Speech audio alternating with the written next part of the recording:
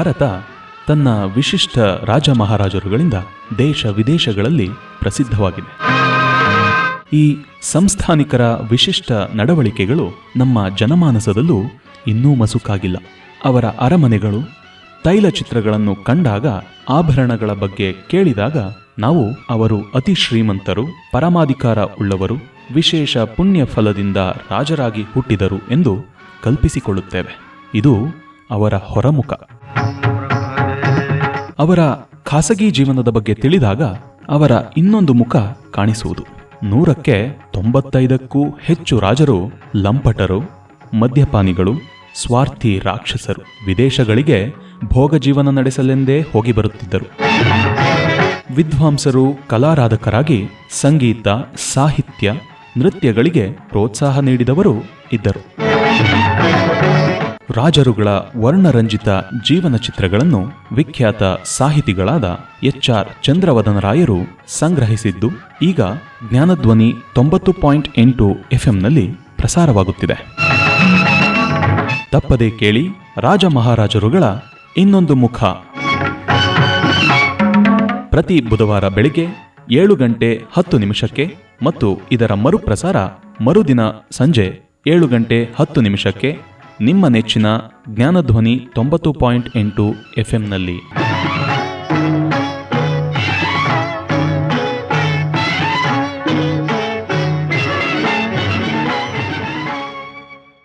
HR ಚಂದ್ರವದನ್ Rao ಅವರ ರಾಜ ಮಹಾರಾಜರ ಇನ್ನೊಂದು ಮುಖ. ರಾಜ ಮಹಾರಾಜರನ್ನು ದೂರದಿಂದ ನೋಡಿದಾಗ, ಅವರ ತೈಲಚಿತ್ರಗಳನ್ನು ಅವಲೋಕಿಸಿದಾಗ, ಅವರ ಅರಮನೆಗಳನ್ನು ಕಂಡಾಗ, ಅವರಲ್ಲಿರುವ ಆಭರಣಗಳ ಬಗ್ಗೆ ಕೇಳಿದಾಗ ನಾವು ಅವರು ಅತಿ ಶ್ರೀಮಂತರು, ಪರಮಾಧಿಕಾರ ಉಳ್ಳವರು, ರಾಜರಾಗಿ ಹುಟ್ಟುವುದಕ್ಕೆ ಕಾರಣ ಹಿಂದಿನ ಜನ್ಮದಲ್ಲಿ ಅವರು ಮಾಡಿದ ಪುಣ್ಯ ವಿಶೇಷ, ಹೀಗೆ ಏನೇನೋ ಕಲ್ಪಿಸಿಕೊಳ್ಳುತ್ತೇವೆ. ಇದು ರಾಜ ಮಹಾರಾಜರ ಒಂದು ಮುಖ, ಹೊರ ಜಗತ್ತಿಗೆ ಕಾಣಿಸುವ ಮುಖ. ಆದರೆ ರಾಜ ಮಹಾರಾಜರ ಖಾಸಗಿ ಜೀವನ ಪರಿಚಯವಾದಾಗ ಅವರ ಇನ್ನೊಂದು ಮುಖ ಕಾಣಿಸುವುದು. 100ಕ್ಕೆ 95ಕ್ಕೂ ಹೆಚ್ಚು ರಾಜ ಮಹಾರಾಜರು ಸುಖಾಪೇಕ್ಷಿಗಳು, ಮದ್ಯವ್ಯಸನಿಗಳು, ವಿಷಯಾಸಕ್ತರು, ಸ್ವಾರ್ಥಿ ರಾಕ್ಷಸರು. ಬಹಳಷ್ಟು ರಾಜ ಮಹಾರಾಜರು ವರ್ಷಕ್ಕೆ 1-2 ಬಾರಿ ಇಂಗ್ಲೆಂಡ್ ಮತ್ತು ಯುರೋಪ್ಗೆ ಹೋಗಿ ಅಲ್ಲಿ ಭೋಗ ಜೀವನ ನಡೆಸಿ ವಾಪಸ್ಸಾಗುತ್ತಿದ್ದರು. ಕೆಲವರು ಮಾತ್ರ ಕಲಾರಾಧಕರಾಗಿದ್ದರು. ಅವರು ಸಾಹಿತ್ಯ, ಸಂಗೀತ, ನೃತ್ಯಕ್ಕೆ ಪ್ರೋತ್ಸಾಹ ನೀಡಿದರು. ರಾಜ ಮಹಾರಾಜರ ಸದ್ಗುಣ, ದುರ್ಗುಣ, ಸ್ವಾರ್ಥ, ನಿಸ್ವಾರ್ಥ, ಅವರ ಲೋಲುಪತೆ, ಆಧ್ಯಾತ್ಮಿಕ ಮನೋಭಾವ, ದರ್ಪ, ನಿಷ್ಠೆ ಇವೆಲ್ಲವೂ ಇಲ್ಲಿವೆ.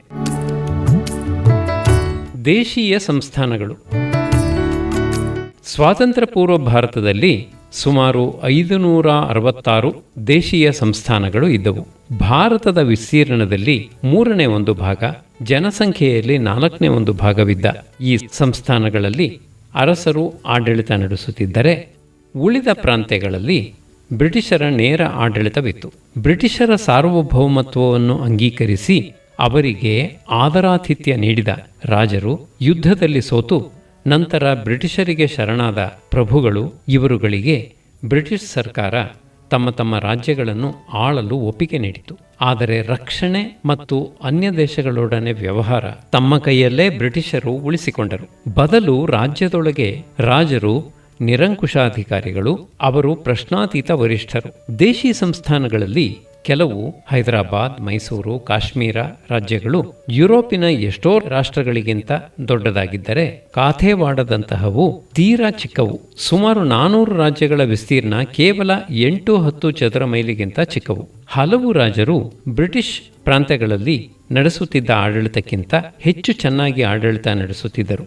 ರಾಜ್ಯ ಮುಂದುವರಿಯಬೇಕಾಗಿದ್ದರೆ ಅಲ್ಲಿನ ಪ್ರಜೆಗಳು ವಿದ್ಯಾವಂತರಾಗಬೇಕು, ಅವರು ಆರೋಗ್ಯದಿಂದ ನೆಮ್ಮದಿಯ ಬದುಕು ಸಾಗಿಸಬೇಕು ಎಂದು ಅವರು ನಂಬಿದ್ದರು. ಅಂಥವರಲ್ಲಿ ಬರೋಡಾ ಮತ್ತು ಮೈಸೂರನ್ನು ಆಳುತ್ತಿದ್ದ ರಾಜರುಗಳನ್ನು ಹೆಸರಿಸಬಹುದು. ದಕ್ಷಿಣ ಆಫ್ರಿಕಾದಿಂದ ಗಾಂಧೀಜಿ ಇಂಡಿಯಾಕ್ಕೆ ವಾಪಸ್ಸಾಗುವುದಕ್ಕೆ ಮುಂಚಿನಿಂದಲೂ ದೇಶದ ಸ್ವಾತಂತ್ರ್ಯಕ್ಕೆ ಹೋರಾಟ ನಡೆದಿತ್ತು. ಹೋರಾಟದ ಗುರಿ ಸ್ವಾತಂತ್ರ್ಯ ಎನ್ನುವುದಿದ್ದರೂ ಅದನ್ನು ಪಡೆಯಲು ಅನುಸರಿಸುವ ಮಾರ್ಗಕ್ಕೆ ಗಾಂಧೀಜಿ ಒತ್ತು ಕೊಟ್ಟರು. ಶಸ್ತ್ರಾಸ್ತ್ರಗಳನ್ನು ಉಪಯೋಗಿಸಿ ಬ್ರಿಟಿಷರ ವಿರುದ್ಧ ಹೋರಾಡಿ ಸ್ವಾತಂತ್ರ್ಯ ಗಳಿಸುವುದು ಸುಲಭ ಸಾಧ್ಯವಲ್ಲ. ಅಹಿಂಸೆ, ಅಸಹಕಾರಗಳೆಂಬ ಅಸ್ತ್ರಗಳಿಂದ ಹೋರಾಡುವುದೇ ಸರಿಯಾದ ಮಾರ್ಗ ಎಂದು ಅವರು ಬೋಧಿಸುತ್ತಾ ಬಂದರು. ಅವರ ನಡೆನುಡಿಗೆ ಆಕರ್ಷಿತರಾಗದೆ ಇದ್ದವರು ಯಾರೂ ಇಲ್ಲ. ಮಹಮ್ಮದ್ ಅಲಿ ಜಿನ್ನಾ ಕೂಡ ಮುಸ್ಲಿಂ ಲೀಗ್ ಸ್ಥಾಪನೆಯಾಗುವುದಕ್ಕೆ ಮುಂಚೆ ಕಾಂಗ್ರೆಸ್ಸಿಗರಾಗಿದ್ದರು. ಗಾಂಧೀಜಿಯವರ ಅನುಯಾಯಿಯಾಗಿದ್ದರು. ಗಾಂಧೀಜಿಯವರ ವ್ಯಕ್ತಿತ್ವದಿಂದ ಆಕರ್ಷಿತರಾಗಿ ಹೆಚ್ಚು ಹೆಚ್ಚು ಜನರು ಸ್ವಾತಂತ್ರ್ಯ ಚಳುವಳಿಗೆ ಧುಮುಕಿದರು. ಇದನ್ನು ತಪ್ಪಿಸಲು ಅಥವಾ ಚಳುವಳಿಯ ತೀವ್ರತೆಯನ್ನು ಕಡಿಮೆ ಮಾಡಲು ಬ್ರಿಟಿಷರು ದೇಶೀಯ ಸಂಸ್ಥಾನಗಳ ರಾಜರುಗಳನ್ನು ಓಲೈಸಿದರು. ಅವರೊಂದು ಕೂಟ ಕಟ್ಟುವಂತೆ ಪ್ರೋತ್ಸಾಹಿಸಿದರು. ಅದರ ಫಲವೇ ಚೇಂಬರ್ ಆಫ್ ಪ್ರಿನ್ಸಸ್. ಅದರಲ್ಲಿ 108 ಜನ ಮಹಾರಾಜರು, 127 ಸಣ್ಣ ಸಣ್ಣ ರಾಜ್ಯಗಳನ್ನು ಪ್ರತಿನಿಧಿಸುವ 12 ರಾಜರು ಹಾಗೂ ಸದಸ್ಯತ್ವವಿಲ್ಲದ 327 ಮಂದಿ ಜಹಗೀರುದಾರರು ಇದ್ದರು.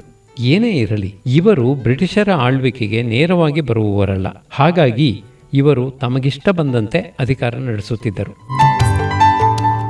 ತಮ್ಮ ಸಾರ್ವಭೌಮತ್ವಕ್ಕೆ ಚ್ಯುತಿ ಬರುವ ಕೆಲಸವನ್ನು ಅವರು ಮಾಡದಿದ್ದರೆ ಆಯಿತು. ಬ್ರಿಟಿಷ್ ಸರ್ಕಾರ ಸುಮ್ಮನಿರುತ್ತಿತ್ತು. ಸಂಸ್ಥಾನದಲ್ಲಿರುವ ಬ್ರಿಟಿಷ್ ರೆಸಿಡೆಂಟನನ್ನು ಹೇಗೆ ಓಲೈಸಬೇಕು ಎನ್ನುವುದು ಎಲ್ಲ ರಾಜಮಹಾರಾಜರಿಗೂ ಗೊತ್ತಿತ್ತು. ಅವನಿಂದ ತಾನೇ ವೈಸರಾಯಿಗೆ ಅವರ ಬಗ್ಗೆ ಒಳ್ಳೆಯದು ಅಥವಾ ಕೆಟ್ಟದ್ದು ಗೊತ್ತಾಗುವುದು. ಬೆರಳೆಣಿಕೆಯಷ್ಟು ರಾಜಮಹಾರಾಜರಿಗೆ ತಮ್ಮ ಪ್ರಜೆಗಳ ಬಗ್ಗೆ ಕಾಳಜಿ ಇತ್ತೇ ಹೊರತು ಮಿಕ್ಕವರೆಲ್ಲರೂ ವಿಷಯಾಸಕ್ತರು, ಮದ್ಯವ್ಯಸನಿಗಳು, ಸ್ವಾರ್ಥಿಗಳು, ಜೂಜುಕೋರರು, ತಮ್ಮ ಶತ್ರುಗಳನ್ನು ಕುತಂತ್ರದಿಂದ ಕೊಲ್ಲುವವರು. ಬೊಕ್ಕಸದ ಹಣವನ್ನು ಅವರು ತಮ್ಮ ವಿಲಾಸಕ್ಕೆ ನೀರಿನಂತೆ ಖರ್ಚು ಮಾಡುತ್ತಿದ್ದರು. ಇಂಗ್ಲೆಂಡ್ನ ರಾಜನಿಗೆ ತೆರಿಗೆಯಿಂದ ರಾಜ್ಯಕ್ಕೆ ಬಂದ ಹಣದ 16,000ನೇ ಒಂದು ಭಾಗ ಸಿಗುತ್ತಿತ್ತು. ಬೆಲ್ಜಿಯಂನ ದೊರೆಗೆ ರಾಜ್ಯದ ಆದಾಯದಲ್ಲಿ 1000ರಲ್ಲಿ ಒಂದು ಭಾಗ, ಇಟಲಿಯ ರಾಜನಿಗೆ 500ರಲ್ಲಿ ಒಂದು ಭಾಗ, ಜಪಾನ್ ಚಕ್ರವರ್ತಿಗೆ 100ರಲ್ಲಿ ಒಂದು ಭಾಗ ಸಿಗುತ್ತಿತ್ತು. ಆದರೆ ಟ್ರಾವೆಂಕೋರ್ ರಾಜನಿಗೆ ರಾಜ್ಯದ ಆದಾಯದ 17ರಲ್ಲಿ ಒಂದು ಭಾಗ, ಹೈದರಾಬಾದ್ ನಿಜಾಮ ಮತ್ತು ಬರೋಡಾ ಮಹಾರಾಜರಿಗೆ ರಾಜ್ಯದ ಆದಾಯದ 13ರಲ್ಲಿ ಒಂದು ಭಾಗ, ಕಾಶ್ಮೀರ ಮತ್ತು ಬಿಕನೀರ್ ಮಹಾರಾಜರಿಗೆ ರಾಜ್ಯದ ಆದಾಯದಲ್ಲಿ 5ರಲ್ಲಿ ಒಂದು ಭಾಗ ತಮ್ಮ ಖರ್ಚಿಗೆ ಉಪಯೋಗಿಸುತ್ತಿದ್ದರು. ಇನ್ನು ಕೆಲವರು ರಾಜ್ಯದ ಆದಾಯದ ಪ್ರತಿಶತ 60-70 ಭಾಗವನ್ನು ಅವರ ಭೋಗ ಜೀವನಕ್ಕೆ ಖರ್ಚು ಮಾಡುತ್ತಿದ್ದರು. ಇಂಡಿಯಾ ಸ್ವಾತಂತ್ರ್ಯ ಹೊಂದಿದೊಡನೆ ರಾಜಮಹಾರಾಜರ ಆಡಳಿತ ಅಂತ್ಯಗೊಳ್ಳುವುವು, ಸಂಸ್ಥಾನಗಳು ಇಂಡಿಯಾದೊಡನೆ ಐಕ್ಯವಾಗುವುವು ಎಂದು ಗಾಂಧೀಜಿ ಹಾಗೂ ಕಾಂಗ್ರೆಸ್ ಮುಖಂಡರು ನಂಬಿದ್ದರು. ಆದರೆ ಪಟಿಯಾಲಾದ ಮಹಾರಾಜ, ಹೈದರಾಬಾದ್ನ ನಿಜಾಮ, ಜುನಾಗಢದ ನವಾಬ, ಕೊಚ್ಚಿನ್ನ ಮಹಾರಾಜ ಇಂತಹವರಿಗೆ ಇಂಡಿಯಾದೊಡನೆ ತಮ್ಮ ಸಂಸ್ಥಾನಗಳು ಐಕ್ಯವಾಗುವುದು ಇಷ್ಟವಿರಲಿಲ್ಲ. ಆಗ ಚೇಂಬರ್ ಆಫ್ ಪ್ರಿನ್ಸಸ್ನ ಚಾನ್ಸಲರ್ ಪಟಿಯಾಲಾದ 8ನೇ ಮಹಾರಾಜ ಯಾದವೇಂದ್ರ ಸಿಂಗ್. ಪಟಿಯಾಲಾ ಮಹಾರಾಜ ಎಚ್ ಭೂಪಿಂದರ್ ಸಿಂಗ್. ಪಟಿಯಾಲಾ ಪಂಜಾಬಿನ ಮಧ್ಯದಲ್ಲಿದ್ದ ಒಂದು ಐಶ್ವರ್ಯ ತುಂಬಿದ ರಾಜ್ಯ. 1751ರಲ್ಲಿ ಇದು ಸ್ಥಾಪನೆಗೊಂಡಿತು. ಸ್ಥಾಪಕ ಅಲಾ ಸಿಂಗ್. ಸಿಂಗ್ ಆ ಪ್ರಾಂತದಲ್ಲಿ ಗವರ್ನರ್ ಆಗಿದ್ದ. ಗವರ್ನರ್ ಆಗಿ ನೇಮಿಸಿದವನು ಅಹಮದ್ ಶಾ ಅಬ್ದಾಲಿ. 1809ರಲ್ಲಿ ಬ್ರಿಟಿಷರಿಗೆ ಪಂಜಾಬಿನ ಪರಮಾಧಿಕಾರ ಸಿಕ್ಕಿದಾಗ ರಣಜಿತ್ ಸಿಂಗ್ ಬ್ರಿಟಿಷರೊಡನೆ ಲೂಧಿಯಾನಾ ಕರಾರನ್ನು ಮಾಡಿಕೊಂಡ. ಅದರಂತೆ ಬ್ರಿಟಿಷರು ಸಟ್ಲೆಜ್ ನದಿ ಆಚೆ ಇರುವ ಭಾಗವನ್ನು ಬಿಟ್ಟುಕೊಟ್ಟರು. 1858ರಲ್ಲಿ ಸಿಪಾಯಿ ದಂಗೆ ಸಮಯದಲ್ಲಿ ಸಹಾಯ ಮಾಡಿದನೆಂದು ವಾರ್ಷಿಕ 2 ಲಕ್ಷ ಹುಟ್ಟುವಳಿ ಬರುತ್ತಿದ್ದ ಪ್ರಾಂತವನ್ನು ಬ್ರಿಟಿಷರು ಪಟಿಯಾಲಾ ರಾಜನಿಗೆ ಬಿಟ್ಟುಕೊಟ್ಟರು. ಭೂಪಿಂದರ್ ಸಿಂಗ್ ಪಟಿಯಾಲಾದ 7ನೆಯ ಮಹಾರಾಜ. ತನ್ನ ಯೌವನದಲ್ಲಿ ಅವನು ಲೀಲಾ ಭವನ್ ಎನ್ನುವ ಸುಂದರ ಅರಮನೆಯನ್ನು ಕಟ್ಟಿಸಿದ. ಅರಮನೆಯ ಸುತ್ತಲೂ ಎತ್ತರವಾದ ಕಾಂಪೌಂಡ್. ಅದಕ್ಕೆ ಇದ್ದುದು ಒಂದೇ ಭಾರೀ ಕಬ್ಬಿಣದ ಗೇಟ್. ಗೇಟ್ ಮೂಲಕ ಒಳಗೆ ಬಂದರೆ ಹೂತೋಟ, ಅಲ್ಲಲ್ಲಿ ಮರಗಳು, ಅವುಗಳ ಮಧ್ಯೆ ಸುಂದರವಾದ ಅರಮನೆ. ಗೇಟ್ಗೂ ಅರಮನೆಯ ಹೆಬ್ಬಾಗಿಲಿಗೂ ಇರುವ ದಾರಿ ಅಂಕುಡೊಂಕು. ಜೊತೆಗೆ ಕಾಂಪೌಂಡ್ ಪಕ್ಕದಲ್ಲಿ ಸುತ್ತಲೂ ಎತ್ತರವಾಗಿ ಬೆಳೆದ ಮರಗಿಡಗಳು. ಹಾಗಾಗಿ ಅರಮನೆಯೊಳಗೆ ನಡೆಯುವುದ್ಯಾವುದೂ ಹೊರಗಿನವರಿಗೆ ಕಾಣಿಸುತ್ತಿರಲಿಲ್ಲ. ಅರಮನೆಯಲ್ಲಿ ಅನೇಕ ಕೊಠಡಿಗಳು, ಶಯ್ಯಾಗೃಹಗಳು ಇದ್ದವು. ಮೊಗಸಾಲೆ ಮತ್ತು ದಿವಾನ್ ಖಾನೆಯಲ್ಲಿ ಯುರೋಪಿಯನ್ ಮಾದರಿಯ ಪೀಠೋಪಕರಣಗಳು, ಗೋಡೆಗಳ ಮೇಲೆ ತೈಲಚಿತ್ರಗಳು ಕಂಗೊಳಿಸುತ್ತಿದ್ದವು. ಎಲ್ಲ ಕಡೆ ಅಮೃತಶಿಲೆ ಹಾಸಿದ ನೆಲ.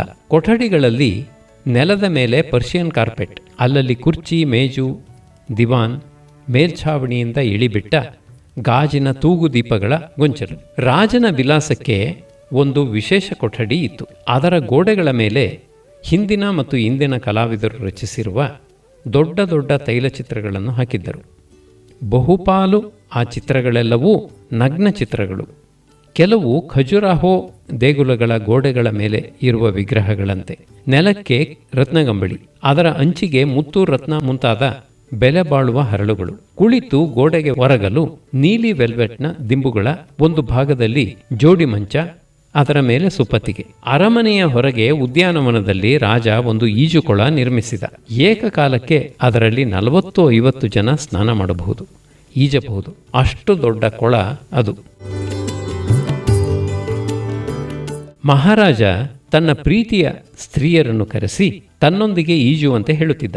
ನಂಬಿಕೆಗೆ ಅರ್ಹರಾದ, ಸಂದರ್ಭವನ್ನು ದುರುಪಯೋಗ ಮಾಡಿಕೊಳ್ಳದ ಕೆಲವು ಅಧಿಕಾರಿಗಳು, ಸ್ನೇಹಿತರು, ಕುಟುಂಬದ ಸದಸ್ಯರು ಇದರಲ್ಲಿ ಪಾಲ್ಗೊಳ್ಳಬಹುದಾಗಿತ್ತು. ಬೇಸಿಗೆಯಲ್ಲಿ ನೀರು ತಣ್ಣಗಾಗುವಂತೆ ಲಾರಿ ಲೋಡ್ ಮಂಜುಗಡ್ಡೆಯನ್ನು ನೀರಿಗೆ ಹಾಕುತ್ತಿದ್ದರು. ಈಜಾಡುತ್ತಾ ಮಹಾರಾಜ ಆಗಾಗ ದಡಕ್ಕೆ ಬಂದು ಅಲ್ಲಿ ನಿಂತಿರುತ್ತಿದ್ದ. ಈಜು ಉಡುಗೆ ತೊಟ್ಟ ಯುವತಿಯರ ಕೈಯಿಂದ ಮದ್ಯದ ಬಟ್ಟಲು ತೆಗೆದುಕೊಂಡು ಒಂದು ಗುಟುಕು ಕುಡಿಯುತ್ತಿದ್ದ. ಸ್ತ್ರೀಯರು ಮೈಗೆ ಸುಗಂಧ ಹಚ್ಚಿಕೊಂಡು ಪಾರದರ್ಶಕ ಈಜು ಉಡುಗೆ ತೊಟ್ಟು ಈಜಲು ಬರುತ್ತಿದ್ದರು. ಹಾಗಾಗಿ ನೀರು ಘಮಘಮ ವಾಸನೆಯಿಂದ ಇರುತ್ತಿತ್ತು. ಕೆಲವು ಯುವತಿಯರು ಮರದ ಕೆಳಗೆ ಕುಳಿತು ಹಾಡುಗಳನ್ನು ಗುಂಯ್ಕುಟ್ಟುತ್ತಿದ್ದರು. ಕೊಳಕ್ಕೆ ಬೇರೆ ಯಾರಿಗೂ ಪ್ರವೇಶವಿರುತ್ತಿರಲಿಲ್ಲ. ಯಾರೂ ನುಸುಳಿ ಬರದಂತೆ 70-80 ವರ್ಷದ ಮುದುಕರು ಅಥವಾ ಶಿಖಂಡಿಗಳು ಅಲ್ಲಲ್ಲಿ ಕಾವಲಿರುತ್ತಿದ್ದರು. ಈಜು ಪಾರ್ಟಿಗೆ ಪರದೇಶದವರಿಗೆ ಪ್ರವೇಶವಿರುತ್ತಿರಲಿಲ್ಲ. ಆದರೆ ರಾಜನ ಜೊತೆಗೆ ಲಲ್ಲೆ ಹೊಡೆಯುವ, ಅವನೊಡನೆ ಪ್ರಣಯಕ್ಕೆ ಸಿದ್ಧವಾಗಿರುವ ಐರೋಪ್ಯ ಅಥವಾ ಅಮೆರಿಕನ್ ಸ್ತ್ರೀಯರನ್ನು ರಾಜ ಈಜುವುದಕ್ಕೆ ಕರೆಸಿಕೊಳ್ಳುತ್ತಿದ್ದ. ಅವರು ಮೋತಿಬಾಗ್ ಅರಮನೆಯಲ್ಲಿ ಅತಿಥಿಗಳಾಗಿರುತ್ತಿದ್ದರು. ಅರಮನೆಯ ಜನಾನ ಅಥವಾ ರಾಣಿವಾಸದಲ್ಲಿ 332 ಸ್ತ್ರೀಯರಿದ್ದರು. ಅವರಲ್ಲಿ 10 ಜನ ಮಹಾರಾಣಿಯರು, 50 ಮಂದಿ ರಾಣಿಯರು, ಇನ್ನು ಉಳಿದವರು ವಿಲಾಸಿನಿಯರು. ಎಲ್ಲರ ಆರೋಗ್ಯವನ್ನು ಅರಮನೆಯ ವೈದ್ಯರು ತಪಾಸಣೆ ಮಾಡುತ್ತಿದ್ದರು. ಕಾಯಿಲೆ ಆದವರಿಗೆ ಔಷಧಿ ಕೊಡುತ್ತಿದ್ದರು. ಕಾಯಿಲೆ ಬಿದ್ದ ಹೆಂಗಸಿಗೆ ರಾಜ ಸಾಂತ್ವನ ಹೇಳಿ ಬರುತ್ತಿದ್ದ. ಅಂಥವಳನ್ನು ಮತ್ತು ತಲೆಗೂದಲನ್ನು ಕಟ್ಟಿಕೊಳ್ಳದೆ ಬೆನ್ನಿನ ಮೇಲೆ ಹರಡಿಕೊಂಡು ಓಡಾಡುತ್ತಿದ್ದ ಹೆಂಗಸರು ಬಹಿಷ್ಠೆಯಾಗಿದ್ದಾಳೆ ಎಂದು ಗುರುತಿಸಿ ಅಂಥವಳನ್ನು ತನ್ನ ಶಯ್ಯಾಗಾರಕ್ಕೆ ಕರೆಯುತ್ತಿರಲಿಲ್ಲ. ರತಿ ವಿಜ್ಞಾನದಲ್ಲಿ ರಾಜನಿಗೆ ತೀವ್ರ ಆಸಕ್ತಿ. ವೈದ್ಯರು ಅವನಿಗಾಗಿ ಪುರುಷತ್ವ ಹೆಚ್ಚುಗೊಳಿಸುವ ಔಷಧಿಗಳನ್ನು ಕೊಡುತ್ತಿದ್ದರು. ಅವನ ಸ್ತ್ರೀಯರ ಬಾಹ್ಯ ಸೌಂದರ್ಯ ಹೆಚ್ಚಿಸಲು ಫ್ರೆಂಚ್ ಶಸ್ತ್ರವೈದ್ಯರಿದ್ದರು. ಅವರು ಹಿಗ್ಗಿದ, ಜೋಲು ಬಿದ್ದ ಸ್ತನಗಳನ್ನು ಬಿಗಿಗೊಳಿಸುತ್ತಿದ್ದರು. ಬೇಕಾದ ಆಕಾರಕ್ಕೆ ಅವನ್ನು ಮಾರ್ಪಡಿಸುತ್ತಿದ್ದರು. ಮಹಾರಾಜ ಸರ್ ಭೂಪಿಂದರ್ ಸಿಂಗ್ ರತಿ ಆರಾಧನೆಗೆ ಹೊಸ ರೂಪ ಕೊಟ್ಟ. ತಂತ್ರಶಾಸ್ತ್ರಕ್ಕೆ ಹೊಸ ಆಯಾಮ ನೀಡಿದ. ಇದಕ್ಕೆ ಕಾರಣ ತಿಳಿದುಕೊಳ್ಳಲು ಅಸಾಧಾರಣ ಜ್ಞಾನವೇನೂ ಬೇಡ. ಹೇಳಿ ಕೇಳಿ ಅವನ ರಾಣಿವಾಸದಲ್ಲಿ 300ಕ್ಕೂ ಜಾಸ್ತಿ ಸ್ತ್ರೀಯರಿದ್ದರು. ರಾಜನ ಆರೋಗ್ಯ ಚೆನ್ನಾಗಿತ್ತು. 300 ಪೌಂಡ್ ತೂಕ ತೂಗುತ್ತಿದ್ದ ಅವನು ಬೇಟೆಯಾಡುತ್ತಿದ್ದ. ಪೋಲೋ ಆಟದಲ್ಲೂ ಅವನು ನಿಸ್ಸೀಮ. ಈಜುವುದು, ವ್ಯಾಯಾಮ ಮಾಡುವುದು ಅವನ ದೈನಂದಿನ ಅಭ್ಯಾಸ. ಹಾಗಾಗಿ ಅವನ ದೇಹ ಪ್ರಕೃತಿ ತೃಪ್ತಿಕರವಾಗಿತ್ತು. ಆದರೂ ಒಬ್ಬಿಬ್ಬರು ಪತ್ನಿಯರನ್ನು ಸಂಭಾಳಿಸುವುದೇ ಕಷ್ಟ ಸಾಧ್ಯ ಎನ್ನುವಾಗ 300-320 ಸ್ತ್ರೀಯರನ್ನು ತೃಪ್ತಿಪಡಿಸಲು ಸಾಧ್ಯವೇ? ಅರಮನೆಯ ಸ್ತ್ರೀಯರು, ಮುಖ್ಯವಾಗಿ ಎಳೆಪ್ರಾಯದವರು, ರತಿ ಸುಖದಿಂದ ವಂಚಿತರಾಗಬಾರದು.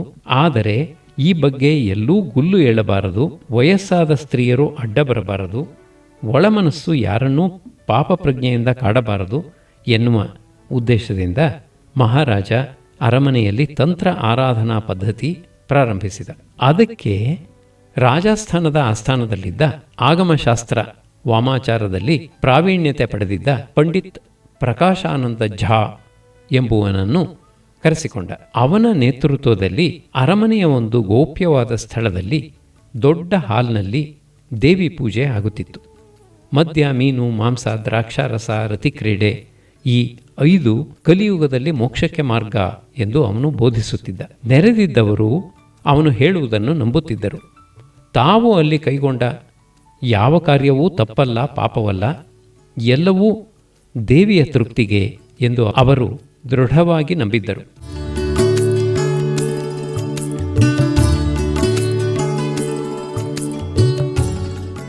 ಬಹುಶಃ ಮಹಾರಾಜ ಇದನ್ನು ಸಂಪೂರ್ಣವಾಗಿ ನಂಬಿರಲಿಲ್ಲ.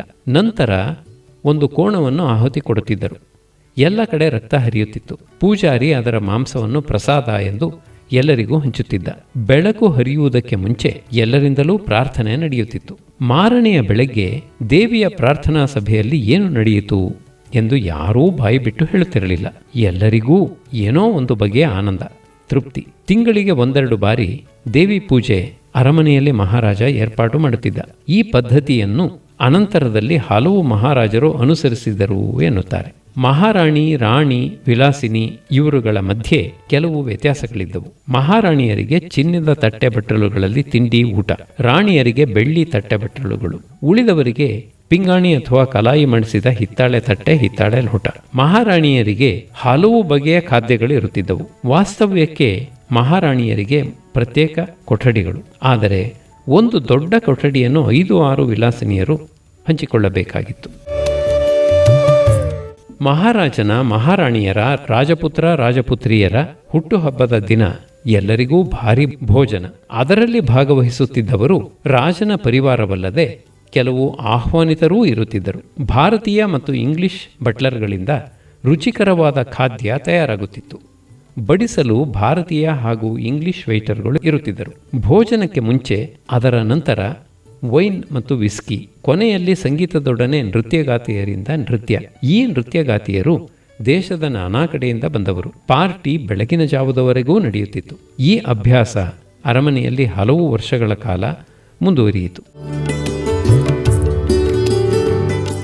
ಆದರೆ ಭೂಪಿಂದರ್ ಕೇವಲ ಕಾಮುಕನಲ್ಲ.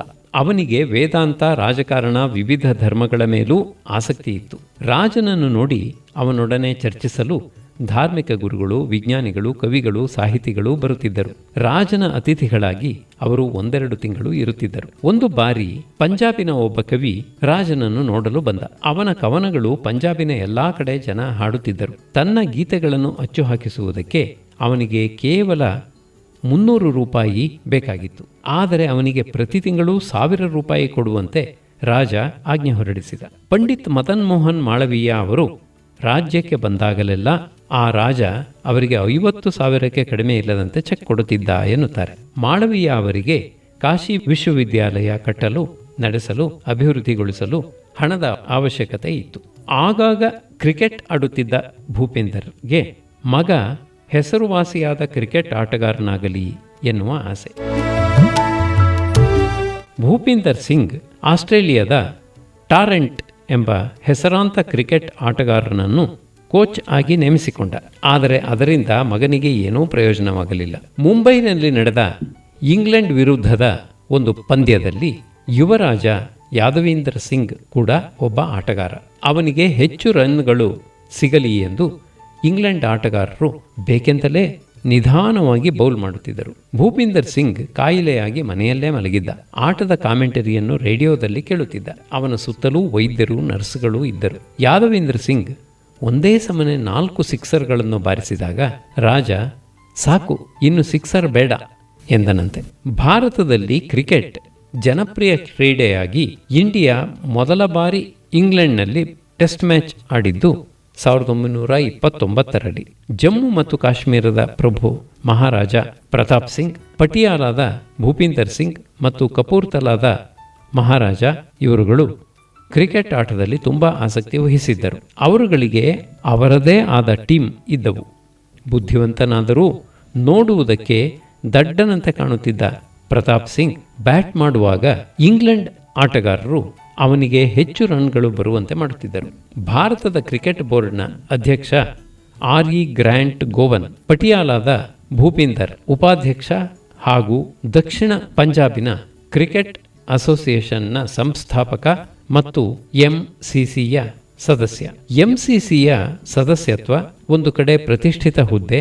ಆರ್ಲ್ ಆಫ್ ವಿಲ್ಲಿಂಗ್ಡನ್, ಆಗ ಇಂಡಿಯಾದ ವೈಸರಾಯ್ 11 ಎನ್ನುವ ಟೀಮ್ ಕೂಡ ಆಟದಲ್ಲಿ ತೊಡಗಿಸಿಕೊಂಡಿತ್ತು. ಗ್ರ್ಯಾಂಟ್ ಗೋವನ್ ಕ್ರಿಕೆಟ್ ಬೋರ್ಡ್ನ ಅಧ್ಯಕ್ಷನಾಗಿ ಮುಂದುವರಿಯಬೇಕು ಹಾಗೂ ಮಿಲಿಟರಿ ಸೆಕ್ರೆಟರಿ ಮೇಜರ್ ಬ್ರಿಟನ್ ಜೋನ್ಸ್ನ ಕೈಯಲ್ಲಿ ಕ್ರಿಕೆಟ್ ವ್ಯವಹಾರವಿರಬೇಕು ಎನ್ನುವುದು ವೈಸ್ರಾಯ್ ವಿಲ್ಲಿಂಗ್ಡನ್ ಮತ್ತು ಲೇಡಿ ವಿಲ್ಲಿಂಗ್ಡನ್ ರವರ ಇಚ್ಛೆ.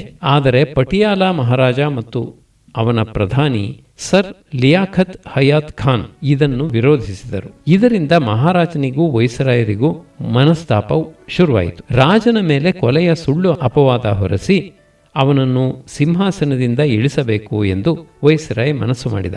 ಇದು ರಾಜನಿಗೆ ಅವನ ಪರ್ಸನಲ್ ಅಸಿಸ್ಟೆಂಟ್ನಿಂದ ಗೊತ್ತಾಗಿ ರಾಜ ಸರ್ದಾರ್ KM ಪಣಿಕ್ಕರ್ ಮತ್ತು ಇಬ್ಬರು ಸಹಾಯಕರನ್ನು ಇಂಗ್ಲೆಂಡಿಗೆ ಕಳುಹಿಸಿದ.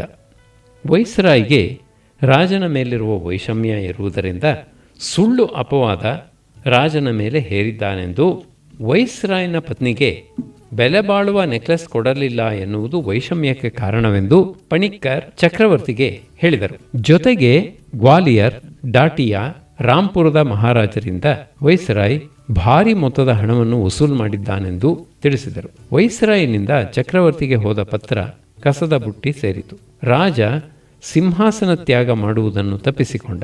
ರಾಜ ಪರಿವಾರದವರಿಗೆ ಆನಂದ, ಅರಮನೆಯಲ್ಲಿ ಹಬ್ಬದ ಸಂಭ್ರಮ. ಇದಾದ ನಂತರ ಭೂಪಿಂದರ್ ವೈಸರಾಯ್ ನಡೆಸುತ್ತಿದ್ದ ಸಭೆಗೆ ಹೋಗುತ್ತಿರಲಿಲ್ಲ. ಅವನನ್ನು ತಿರಸ್ಕಾರದಿಂದ ನೋಡುತ್ತಿದ್ದ. ಭೂಪಿಂದರ್ ಕಲ್ಕತ್ತಾದಲ್ಲಿರುವ ಇಟಾಲಿಯನ್ ಕಾನ್ಸಲ್ ಜನರಲ್ ಅಮೆಡೋ ಸ್ಕಾರ್ಪಾ ಚೆನ್ನಾಗಿ ಗೊತ್ತಿತ್ತು. ಭೂಪಿಂದರ್ಗೆ ಅವನ ಸಹಾಯದಿಂದ ಮಹಾರಾಜ ಇಟಲಿಯ ಪ್ರಭಾವಿ ಪ್ರಧಾನಿ ಮುಸ್ಸೋಲಿನಿಯನ್ನು 4 ಬಾರಿ ಭೇಟಿ ಮಾಡಿ ಇಟಲಿ ಇಂಡಿಯಾದ ಮೇಲೆ ದಂಡೆತ್ತಿ ಬಂದು ಬ್ರಿಟಿಷರ ವಿರುದ್ಧ ಹೋರಾಡಿದರೆ ತನ್ನ ಸಹಾಯ ಸಹಕಾರವಿರುತ್ತದೆ ಎಂದು ಅಭಯ ಕೊಟ್ಟ. ಇದು ಹೇಗೋ ಇಟಲಿಯಲ್ಲಿದ್ದ ಬ್ರಿಟಿಷ್ ರಾಯಭಾರಿಗೆ ಗೊತ್ತಾಗಿ ರಾಜರನ್ನು ಕೂಡಲೇ ಇಟಲಿ ಬಿಡುವಂತೆ ಆಗ್ರಹಿಸಿದ. ಮಹಾರಾಜ ಲಂಡನ್ಗೆ 6ನೇ ಜಾರ್ಜ್ನ ರಜತ ಮಹೋತ್ಸವಕ್ಕೆ ತೆರಳಿದ. ಭೂಪಿಂದರ್ ಮುಸ್ಸೋಲಿನಿಯೊಡನೆ ಮಾತ್ರವಲ್ಲ, ಜರ್ಮನಿಯ ಹಿಟ್ಲರ್ನೊಡನೆಯೂ ಗುಟ್ಟಾಗಿ ಮಾತುಕತೆ ನಡೆಸಿದ. ಅವರು ಬ್ರಿಟಿಷರ ವಿರುದ್ಧ ಯುದ್ಧ ಮಾಡಿದರೆ ಸಿಖ್ ಜನಾಂಗವೆಲ್ಲ ಅವರಿಗೆ ಸಹಾಯ ಮಾಡುತ್ತದೆ. ಜೊತೆಗೆ ತಾನು ಚೇಂಬರ್ ಆಫ್ ಪ್ರಿನ್ಸಸ್ನ ಚಾನ್ಸಲರ್ ಆಗಿರುವುದರಿಂದ ಮಿಕ್ಕ ರಾಜರೂ ಸಹಾಯಕ್ಕೆ ಬರುವಂತೆ ಮಾಡಬಹುದು ಎನ್ನುವ ಆಶ್ವಾಸನೆ ಕೊಟ್ಟ. ಯೋಜನೆ ಕೈಗೂಡಿದ್ದೇ ಆದರೆ ಭೂಪಿಂದರ್ ಅಖಿಲ ಭಾರತದ ದೊರೆ. ಮುಸ್ಸೋಲಿನಿಯ ಬಗ್ಗೆ ಇನ್ನೊಂದು ಮಾತು ಹೇಳಬೇಕು. ಅವನ ಮಗಳು ಎಡ್ಡ, ಅವಳ ಮದುವೆ ಸುಂದರ ಕೌಂಟ್ ಸಿಯಾನೋ ಜೊತೆ ಆಯಿತು. 1930 ಏಪ್ರಿಲ್ನಲ್ಲಿ ನಡೆದ ವಿವಾಹಕ್ಕೆ ಕಪೂರ್ತಲಾ ಮಹಾರಾಜ ಮತ್ತು ದಿವಾನ್ ಜರ್ಮಾನಿ ದಾಸ್ ವಿಶೇಷ ಅತಿಥಿಗಳಾಗಿ ಹೋಗಿದ್ದರು. ಅದೊಂದು ವೈಭವದ ಸಮಾರಂಭ. ಕೌಂಟ್ ಸಿಯಾನೋ ಇಟಲಿಯ ವಿದೇಶಾಂಗ ಮಂತ್ರಿಯಾದ. ಹಲವಾರು ವರ್ಷ ಅಧಿಕಾರದಲ್ಲಿದ್ದ. ಆದರೆ ಇದ್ದಕ್ಕಿದ್ದಂತೆ ಅವನ ಮೇಲೆ ದೇಶದ್ರೋಹದ ಆಪಾದನೆ ಹೊರಿಸಲಾಯಿತು. ಮುಸ್ಸೋಲಿನಿ ಅವನನ್ನು ಕೊಲೆ ಮಾಡಿಸಿದ. ಮಹಾರಾಜ ಭೂಪಿಂದರ್ ಸಿಂಗ್ ಪ್ರತಿಭಾಶಾಲಿ ರಾಜನೆನಿಸಿಕೊಂಡಿದ್ದ. ಹೊರ ದೇಶಗಳ ಪ್ರವಾಸದಿಂದ ಅವನ ತಿಳುವಳಿಕೆ ಹೆಚ್ಚಿನ ಮಟ್ಟದ್ದಾಗಿತ್ತು. ಅವನ ಮಂತ್ರಿಮಂಡಲದಲ್ಲಿ ಹೆಸರಾಂತ ಸರ್ದಾರ್ KM ಪಣಿಕ್ಕರ್. ಮುಂದೆ ಇವರು ಸ್ವತಂತ್ರ ಭಾರತದ ರಾಯಭಾರಿಗಳಾಗಿ ಚೀನಾ, ಈಜಿಪ್ಟ್, ಫ್ರಾನ್ಸ್ಗಳಲ್ಲಿ ಸೇವೆ ಸಲ್ಲಿಸಿದರು. ಮೈಸೂರು ವಿಶ್ವವಿದ್ಯಾನಿಲಯದ ವೈಸ್ ಚಾನ್ಸಲರ್ ಆಗಿದ್ದರು. ಅಲಹಾಬಾದ್ನ ಪ್ರಮುಖ ಲಾಯರ್ MN ರೈನಾ, ದಿವಾನ್ ಜರ್ಮಾನಿ ದಾಸ್ ಇದ್ದರು. ಭೂಪಿಂದರ್ ಸಿಂಗ್ನ ತಂದೆ ಮಹಾರಾಜ ಸರ್ ರಾಜೇಂದ್ರ ಸಿಂಗ್. ಅವನೊಬ್ಬ ಮಹಾನ್ ಕುಡುಕ, ಹೆಣ್ಣು ಬಾಕ. ಅವನು ಸತ್ತಾಗ ಅವನಿಗೆ ಕೇವಲ 28 ವರ್ಷ, ಮಗನಿಗೆ 5 ವರ್ಷ. ಭೂಪಿಂದರ್ ಅಪ್ಪನಂತೆ ಆಗಬಾರದೆಂದು ಕೆಲವರು ಮುತುವರ್ಜಿ ವಹಿಸಿದರು. ಆದರೆ ಇನ್ನು ಕೆಲವರು ಅವನಿಗೆ 18 ವರ್ಷ ವಯಸ್ಸಿದ್ದಾಗಲೇ ಹೆಣ್ಣಿನ ಮತ್ತು ಮದ್ಯದ ರುಚಿ ಸಿಗುವಂತೆ ಮಾಡಿದರು. ದೇಶದ ನಾನಾ ಭಾಗದಿಂದ ಕರೆಸಿದ್ದ ಸುಂದರ ಹುಡುಗಿಯರನ್ನು ಅವನ ಮಲಗುವ ಕೊಠಡಿಗೆ ಕಳುಹಿಸುತ್ತಿದ್ದರು. ಅವನಿಗೆ ಅಮಲು ತರಿಸುವ ಮದ್ಯ ಬೇಕೇ ಬೇಕು ಎನ್ನುವ ಹಾಗೆ ಅವನಿಗೆ ಮದ್ಯದ ಚಟ ಅಂಟಿಸಿದರು.